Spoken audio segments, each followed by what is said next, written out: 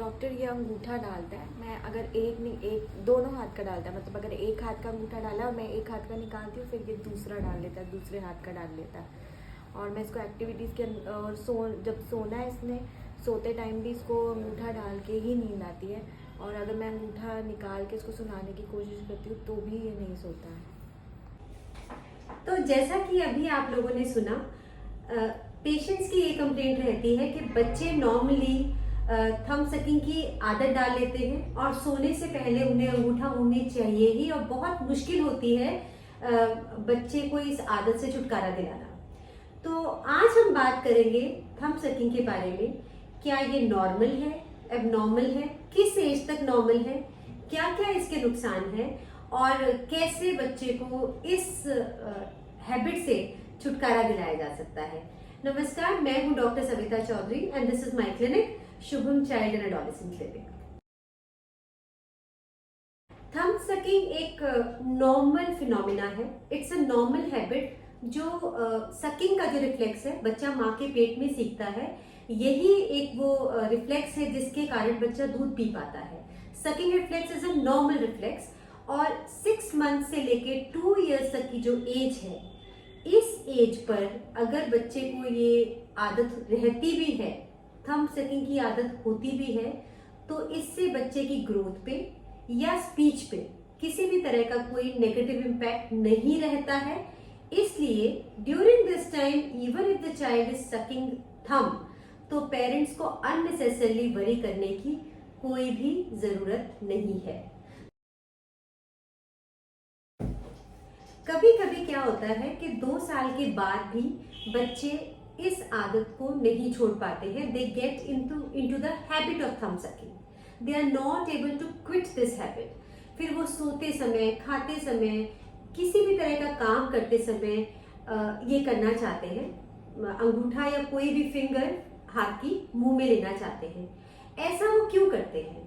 Thumb sucking actually is a mode of Kameng them down.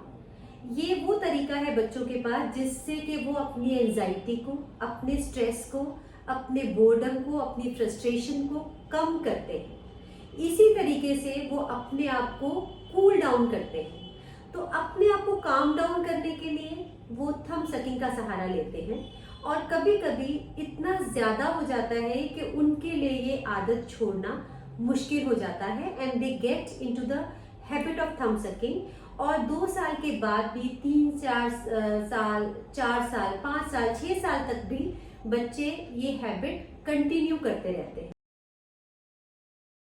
Thumb sucking के बहुत से नुकसान हो सकते हैं।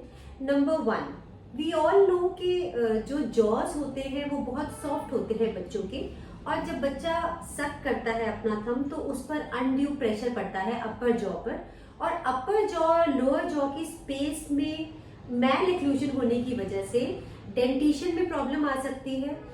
बाद में ब्रेसेस लग सकते हैं। डेंटिशन अगर तब तक परमानेंट टीथ नहीं आए हैं तब तक तो ठीक है, लेकिन परमानेंट टीथ आने के बाद भी अगर बच्चा थंब सकिंग करता है तो दांतों की शेप, दांतों का पूरा जिसको कहते हैं कि ऑक्लूजन जो अंदर है, बच्चों की जो शेप है वो बिगड़ सकती है। तो एक तो डेंटिशन में प्रॉब्लम आ सकती है। Number 2, there could be speech impediment. कुछ वर्ड्स बोलने में बच्चे को प्रॉब्लम आ सकती है और बच्चा फ्लुएंटली स्पीक नहीं कर पाता, बोल नहीं पाता। Number 2। Number 3, repeated thumb sucking से हमने देखा है बच्चों में बहुत जबरदस्त नेल बेड इन्फेक्शन हो जाते हैं। कई बार मुझे ऐसे बच्चों को एंटीबायोटिक्स देकर भी ट्रीट करना पड़ा है, क्योंकि वो लंबे टाइम तक बार बार अपने फिंगर को मुंह में डालते हैं, उससे फंगल इन्फेक्शंस, बैक्टीरियल इन्फेक्शंस होते रहते हैं। नंबर 4 और सबसे इम्पॉर्टेंट चीज, ऐसे बच्चे क्योंकि स्पीच उनकी डिलेड हो जाती है, उनकी डेंटिशन में प्रॉब्लम होती है, ऐसे बच्चों में लो सेल्फ एस्टीम भी देखा गया है। So they have less self esteem, confidence की कमी रहती है, इसलिए उनको स्कूल में एडजस्टमेंट प्रॉब्लम्स भी बहुत आती है। So these are the problems which are associated with prolonged thumb sucking, जो 2 साल के बाद लंबे टाइम तक चलती रहे। मैं आपको 5 क्विक टिप्स बताने जा रही हूँ जिससे कि हम इस थंब सकिंग की हैबिट से छुटकारा दिला सकते हैं अपने बच्चों को।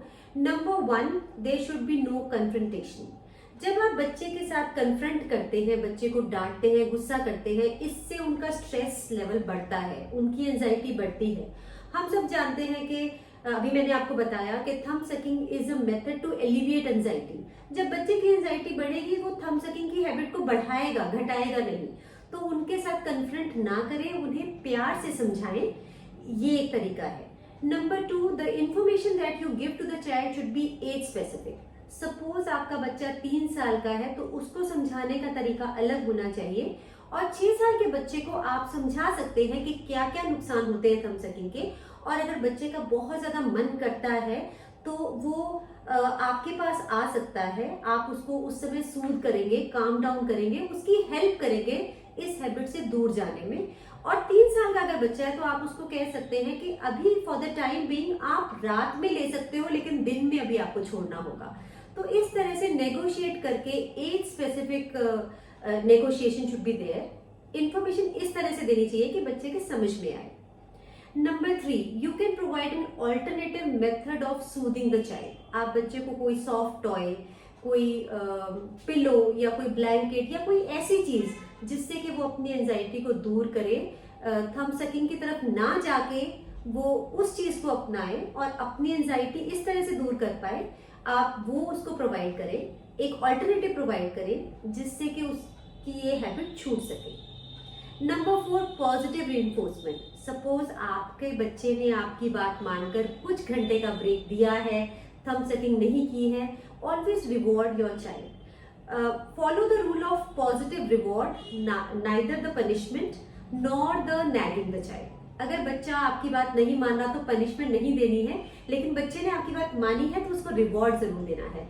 This positive reinforcement goes a long way in helping the child getting rid of this habit. Number 5, and a very important thing is be with the child, praise the child, tell the child you are there with him, and never ever use any negative strategies to get rid of this habit. कोई भी नई market में चीज आई, कोई paint आया या कोई कड़वी दवाई आई या कोई लोग नीम की पेस्ट लगा देते हैं या कोई ऐसी कुनीन की दवाई लगा देते हैं, ये चीजें बिना डॉक्टर की सलाह के टेस्ट एंड ट्राई करने के बेसिस पे बच्चे के साथ ना करें। इससे फायदा होने के बजाय बच्चे को नुकसान हो सकता है।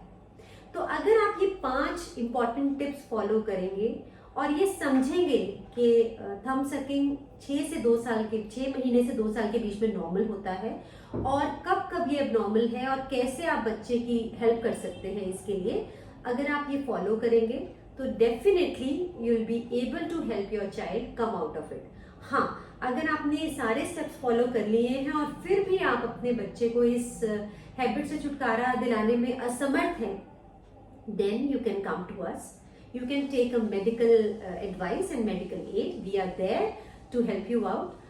आप अपने एक्सपीरियंसेस और अपनी प्रॉब्लम्स हमारे साथ जरूर शेयर करें, do write to us and we will try our best to solve those issues and to help you in whatever ways we can. Thank you. Signing off here again. I am Dr. Savita Chaudhary. Next week I'll be there with a new video. Namaskar.